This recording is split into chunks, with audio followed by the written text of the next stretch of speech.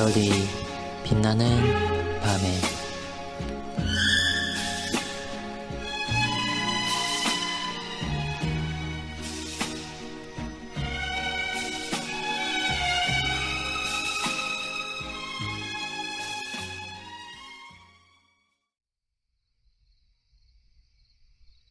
칠십구문은 160일 참고해 주시기 바랍니다.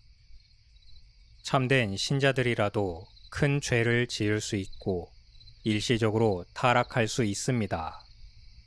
그러나 그들은 반드시 회개하며 돌이킬 것이고 돌아서게 됩니다. 앞선 문답인 78문에서 배웠던 것처럼 신자들은 이 생에서 완전한 성화를 이룰 수 없다고 했을 때 모든 신자가 동일한 단계를 거친다는 뜻이 아닙니다. 다윗이 우리아의 아내 밧세바를 범했을 때 그는 거의 믿음의 자리에서 떨어진 것처럼 보였습니다. 오히려 그의 가증스러운 죄는 이방인들보다도 못한 지경이 되었습니다. 그럼에도 다윗은 하나님의 은혜 가운데 견인조차 상실했다고 보기 어렵다는 것입니다. 만일 다윗이 믿음에서 완전히 파산한 자라면 밧세바를 통해서 솔로몬 왕이 나오고 마침내 그리스도로 이어지는 메시아의 계보는 불가능했을 것입니다. 이런 점에서 본다면 사도 바울이 자신의 내면 속에서 매일매일 진행되는 죄와의 싸움이 결코 간단치 않다는 것으로 이해할 수 있습니다. 다윗도 시편 116편 3절에서 사망의 줄이 나를 두르고 지옥의 고통이 내게 이르렀다고 탄식합니다. 우리는 매일 육과 영의 싸움터에 소환당합니다. 때로는 공고하여 죄에 완전히 정복당한 것처럼 보일 때도 있습니다. 그럼에도 하나님의 자비는 우리의 노력이나 의지보다 무한하시고 마지막까지 회복시키십니다. 그래서 여기서 말하는 것은 첫사람 아담의 타락과 구속의 언약이 주어진 후 중생한 자의 타락 사이를 구별해야 하며 중생한 자의 죄와 이방인의 죄 사이를 구별해야 한다는 것입니다. 따라서 죄와 관련해서 전자는 수준에서 달랐지만 신분은 같았고 후자는 수준에서 같았지만 신분은 완전히 다른 존재였습니다. 이러한 차이를 잘 구별하지 못할 때 이 땅에서 그리스도를 쫓아 사는 길이 무엇인지 잃어버릴 수 있습니다. 지나친 엄격함은 우리의 수준을 과대평가하게 되고 지나친 관대함은 우리의 신분을 망각하게 만듭니다. 지금까지 견인교리 일반에 관하여 우리는 참된 하나님의 백성이라도 깊은 타락에 빠질 수 있다는 것을 인정해야 한다고 배웠습니다.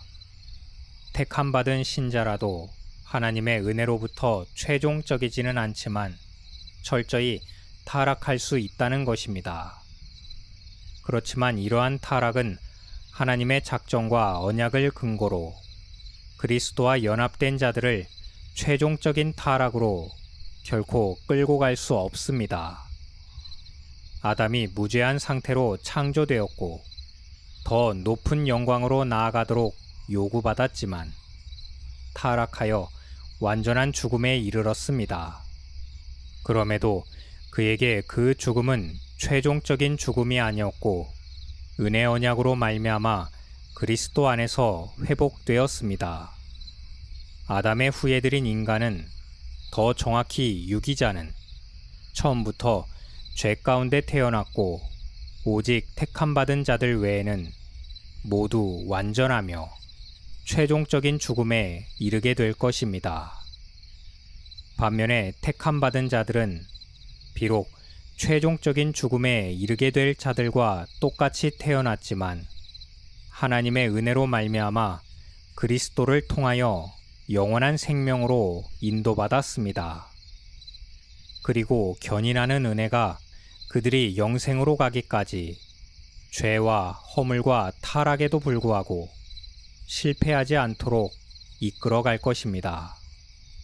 이러한 교훈은 성경에 등장하는 많은 선진들에게서 나타난 실수와 허물과 치명적인 죄조차도 어떻게 은혜의 원리와 양립할 수 있는지를 보여주고 있습니다.